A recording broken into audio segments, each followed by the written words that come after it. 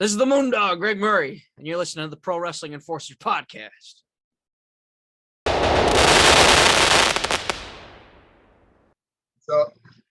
So I wanted to ask you about right now.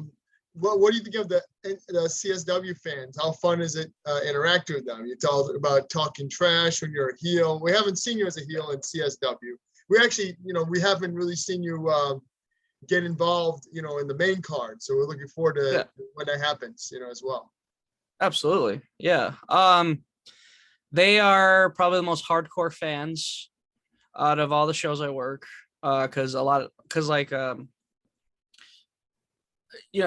other promotions, I'm failing to describe the face. They're more like, family, friends, and people are like, hey, there's wrestling in town. I'm going to go see that. Like CSW is like a lot of like hardcore fans like flock to this, along with the local, hey, wrestling's in town, let's go see it. And friends and family of wrestlers and such supporting their family and friends.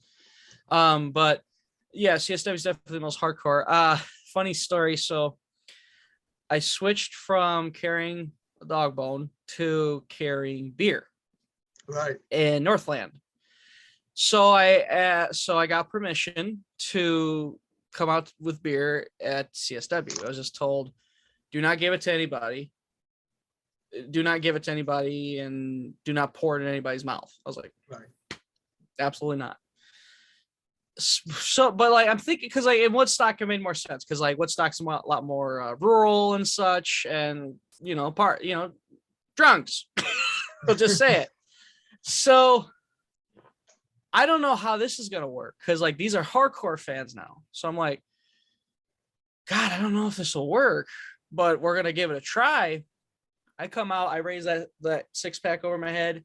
All the beers in the crowd go up, and I hear, yeah. And I see hands coming towards me like, give me one. And I realized, and then in that moment, I just smiled and went, wow. I think wrestling fans might be a bunch of drunks.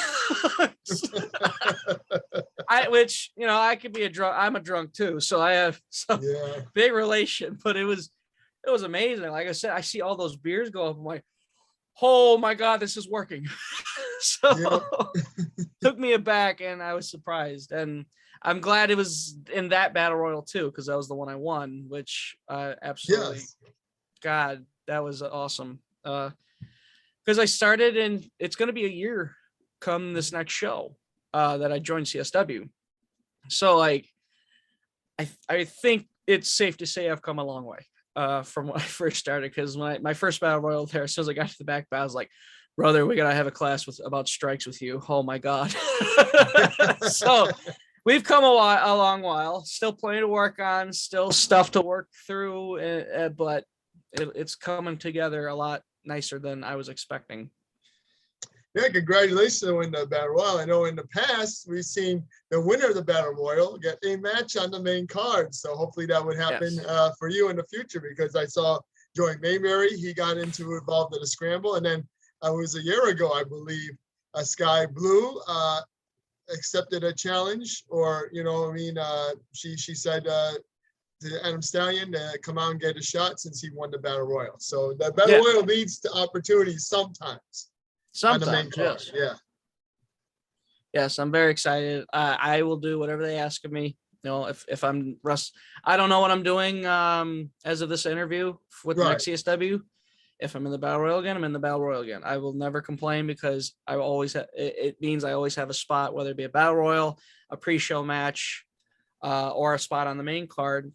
That's the goal. Sure. Obviously, I want to get on the main card. I think everybody does, and such. So just see where it goes. Ride the cart, or ride the roller coaster, or whatever saying that is. Well, I mean, sometimes some of the wrestlers can't make it, and that's why Adam got his chance, because I think Heather Reckless and Sierra were elsewhere that night. Yeah, I believe that's correct. My memory might be failing me. I do remember an opportunity that Adam would have gotten, but he wasn't there, which that sucked, because I heard what the match was supposed to be. I'm like, oh, that would have been fun. But stuff happens, and people missing gives opportunities to other people. So true. you know. And so talk about Shelly. I want to talk about Shelly Bombshell Benson because, you know, you're having her as a friend. She's really taken CSW by storm. Only been a year. Yes. Since training since the beginning of the year, I got the opportunity to do a little promo with her and Eric and Mario at the school. And yes. So getting to just seeing a little bit of that, I could tell she has a bright future just from that alone. And so talk about that, you know? Yeah. When she first started, we kind of just clicked. Mm-hmm. And now we're like pretty close friends. Like I was just texting her a second ago. So I can't put my finger on why we click, but we just click. And now I regularly hang out with her. I regularly text her. I'm always in pictures with her now. And to see her on the show, which unfortunately riled up some people because she got on quicker than most, which that's awesome. I am one of those who supports my friends. Shelly's my friend, and I was so happy for her. Yeah. And I was so glad I was able to be in the crowd and watch it. Well, I was at my merch table, but to be able to watch it from there was great. I was so happy for her because she, you know, she like me when I first started, I had confidence issues. Well, sometimes she has them, but it's funny because, well, we're doing drills, right? And we'll be like, Shelly, it's your turn. And Shelly's like, I can't do it. And we're like, no, yes, you can. Yes, you can. Does it perfectly. She does it. She does it perfectly. And everyone just like looks at her like, why do you keep saying you can't do it? Because you obviously can. Yeah. And she's so fun and such. I'm really happy. Like she's getting an opportunity. She's got a match this Saturday, I believe, with Adam Stallion. Could be wrong. I think it is because I saw Adam cut a promo. But that's gonna be fun to see. The match for CSW I've heard about. I won't drop it here because they gotta drop it. Yeah, but definitely that's gonna be fun. I can guarantee you that will be fun. And I'm just excited to see where Shelly goes, you know. Yeah. It's fun. I mean, I think at this point, Mario and Eric are lucky to have her. Yes. And they know it.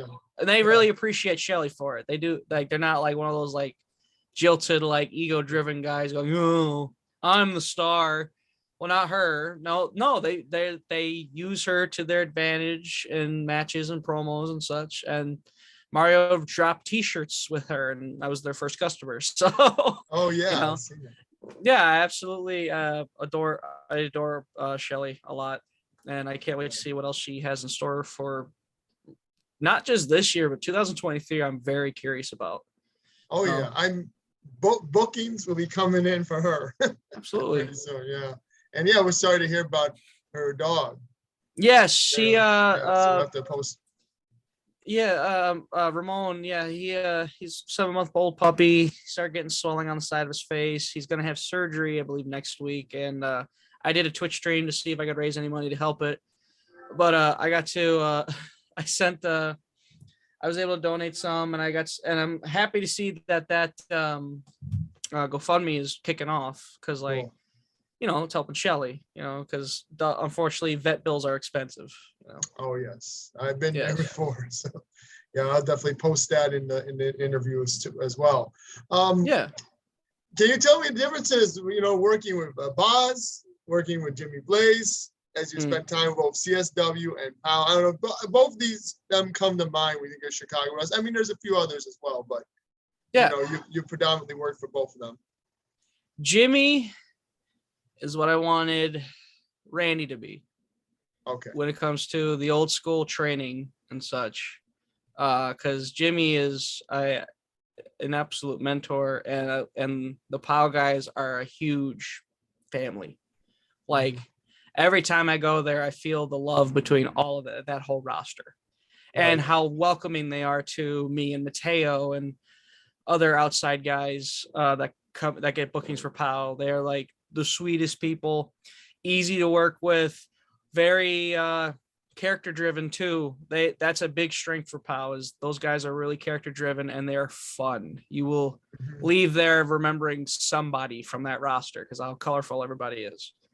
Nice. And such. Boz CSW, I think is that good, is that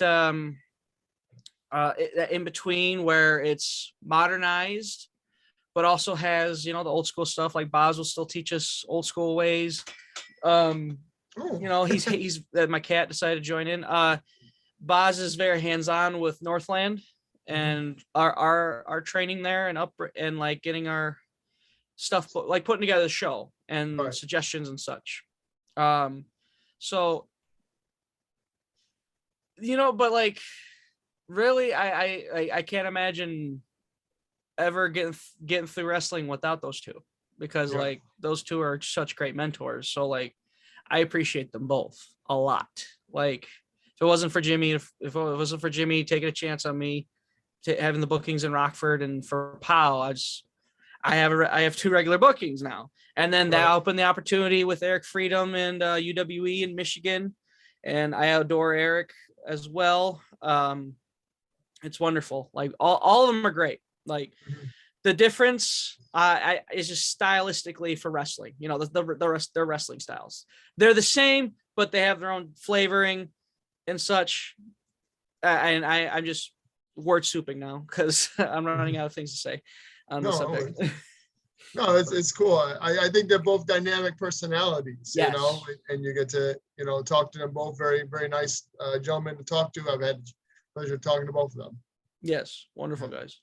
Yeah, you know, like, you know, you may not see them for years, but then you just run into them. Oh, hey, I remember you, and you know, such.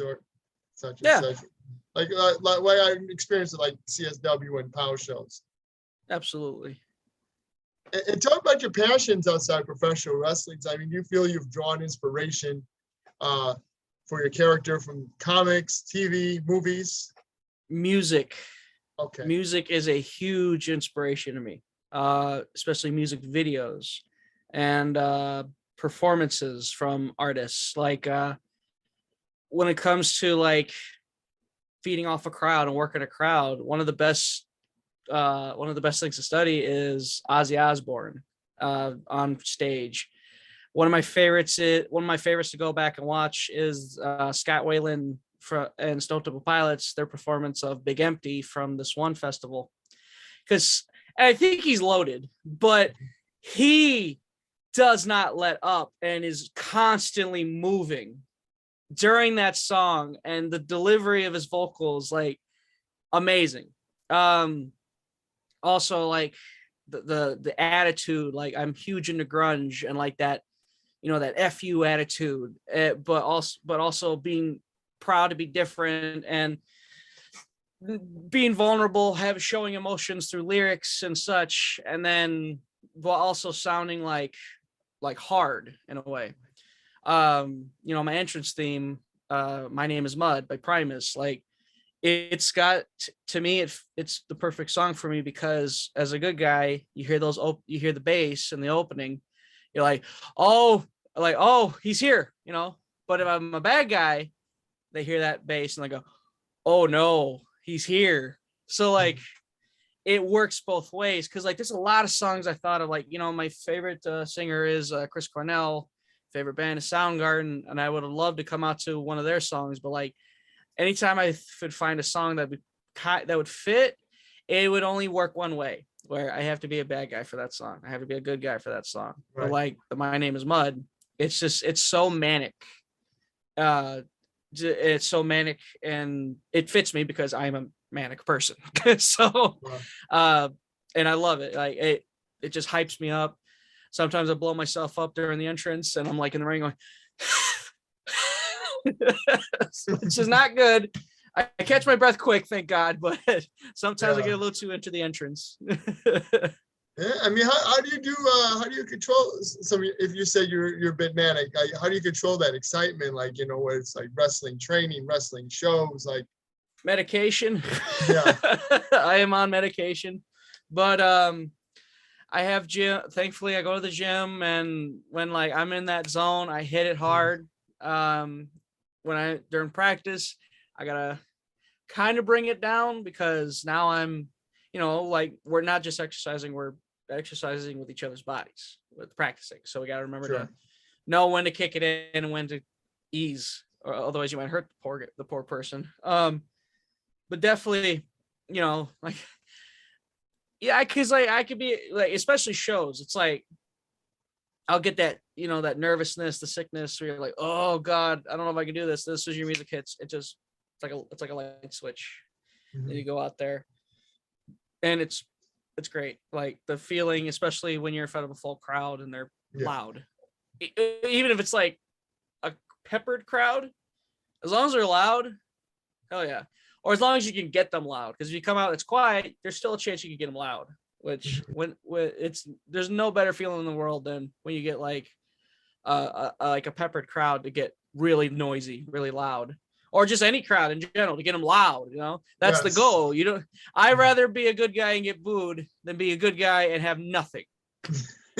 It's awkward. It sucks. Yeah. I had a match one time where I was the bad guy and I was wrestling a guy. Crowd didn't care.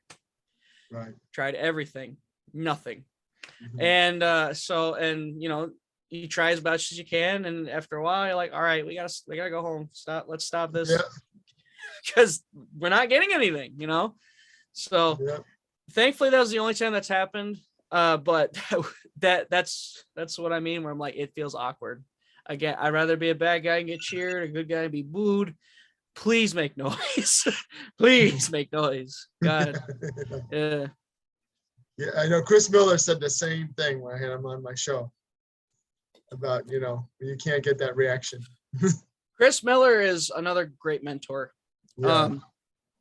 Axel Rico runs Tuesdays, Boz runs Thursdays, but Miller's always there. And Miller's usually like, not, I would say second in command, but like he's usually the vet who like, takes charge and such when he has to.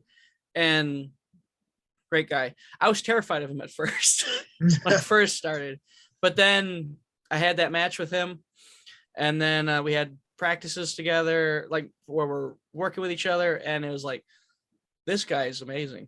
Like Chris Miller is amazing, and like I hope he gets opportunities, and I hope he gets signed because he deserves it. He is one of the best workers I've ever been in the ring with. Is Chris Miller. Yes, definitely one of the best heels in the business right now. When you can just walk out and just immediately, Chris Miller sucks. Chris Miller sucks. And mind you, he's in a tag team with not right now, but like it was when I just remember, especially he was in a tag team and he was getting all the heat. They're booing Cody, but oh my God, they're laying into Chris. Like that is amazing. That is a huge goal to get to be that hated as a bad guy. Yeah, definitely. And I think a lot of some fans definitely saw the presentation that he was going for. I think they saw he had the imagery of I think it was the guy from the Fabulous Freebirds. He looked, you know what I'm talking about? Terry Gordy? Yeah, he looked like Terry Gordy. Bam Bam. Terry with his new outfit? Yeah. I love his new outfit. Yeah, me too. And why don't you tell, for you to plug your Twitch streaming channel, and what do you feel you offer that other content providers don't? Oh, well, so it's the Shell Shut Network, which was a podcasting network I started with some close friends when I was like 15. A lot of those podcasts are now gone because I was 15. So I had to do a little cleanup. Then it turned more into the YouTube channels and the Twitch stream and the Twitch channel, where I stream often. I stream what I like.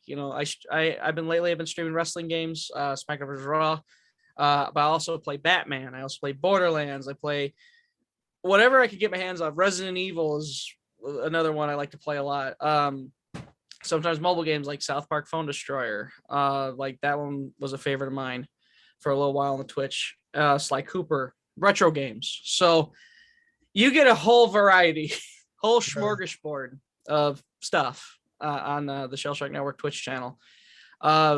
sometimes we'll do live podcasts and such. And then if you miss it, I save everything. I edit them together into a giant 4 to 9 hour VOD and post it on YouTube. So if you miss that stream, but you really want to see me play it, there it is. I highly doubt you'll watch all 9 hours, but you have fun with it, And then, when I find the time and can like edit stuff together, like for like a 10 to 15 minute video, I got the Shell Shred Network, which I also post like just the podcast, like video podcasts on too.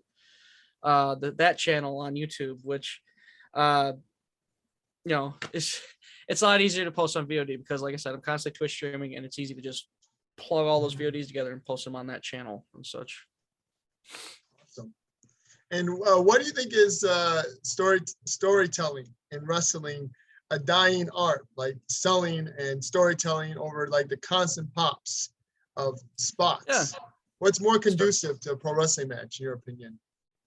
Definitely storytelling. If you can mix storytelling with amazing athleticism, that's the cat's meow. That's perfect. Yeah. Like, cause like that wrestling nowadays is very athletic. And it's something I have to get more and more used to, but that's not going to happen right away. I got to do more, training. And as I get better and better, I can get more. I'm finally coming off the top rope now. I when I first got in, I was like, I don't know if I could ever do that. Now I'm finally coming off the top rope, but storytelling is also important because you don't and such. I can only speak so much being how new I am, but definitely I love those storytelling matches can be so fun. Yeah. Especially when you're like heavy on it because it hides stuff, like, especially if you're working with a newer guy and like with me, sometimes it's a lot more easier to hide my weaknesses while also accelerating my strengths, I definitely love, the storytelling aspect of wrestling. It's a lot of fun too to do. And who else do you look up into pro wrestling and why?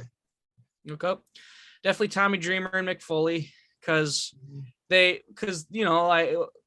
more can you say? Like it's like the fans relate to them because they are us, they're the heart and soul of the fan base and such because like they're guys who shouldn't have made it and made it and such. So they're so inspiring, and I could listen to I'm loving Mick Foley's new podcast. Like I can listen to him talk all day. Yeah, he's a great storyteller, and because it's funny because like there's some podcasts I listen to where they just ramble, but like Mick Foley when he rambles, it's so fun because like it's a fun story every time, right. So you don't mind it as much. But definitely Mick and Tommy Dreamer. Of course, another first favorite of mine when I was a kid was Triple H because he was Triple H. He was cool. Like what kid wouldn't like him?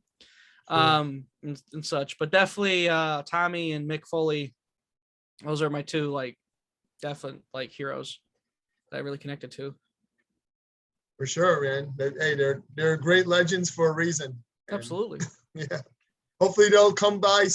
I know Tommy's been to CSW one day. Hopefully Mick will come by. Never know, right? Because they have Carlito on the 19th, so that's another legend. That's gonna be crazy. To get to say hi to him at least, Yeah. I'm not expecting to have full conversations with the person, but like, just say, hey, pleasure to meet you. Welcome to CSW, it'll be cool. Yeah. Yeah, for sure. Yeah. You guys had Scott Garland, Sky Tuhati there a couple months ago back. So yeah. He was cool. I thought he was cool, I'm trying to think who else did we have? We had like Josh Woods. We had Josh Woods. He was really cool actually. We had Davey Richards. I think everybody had very limited interaction with him though, but like he was, he was like, trying to put together his match. So obviously, his students are very nice though. Like his students were very like, hey, nice to meet you. Like Tootie especially she's so sweet. I really am bummed out I missed that seminar. They had a seminar the next day at the school, Davey and his kids, his students, and oh my God, I should have went. I should have went. It's driving me insane. But live and learn. I made a mistake. Yeah. I'm not making that mistake again. Yes. Hell no. No. I mean, you can't. It's just there's so much going on. You can't be everywhere. even me, I don't go to every CSW show. I'm like, oh, I wish I would have went to that one, but I'll be there Saturday, August 19th. So I'll be excited for that one. Yeah. And we appreciate you being on PWE. I wanted you a chance to plug your merchandise. So how do you feel when you see a fan wearing some merchandise of yours? Absolutely. It's awesome. Like the fact that someone took their own money and bought your shirt to wear, which my shirts are on brainbustertees.com. Look up Moondog Greg Murray and get some Moondog merch. Cause like I got 2 shirts up there. Got the one that I always rock, the blue with like the blue and such. And then there's the one with just me sitting in a corner, the black and white photo. Definitely get those shirts off brainbustertees.com. Just search Moondog Greg Murray and pop up. Okay, sounds good, brother. Well, I appreciate you being on Pro Wrestling Enforcer. You're welcome back anytime. This was a blast. Absolutely. And Moondog Greg Murray, soon to be a dog-faced bastard. Greg Murray, wish you the best of luck on PWE, and we'll make sure to post everything related to you on here as well.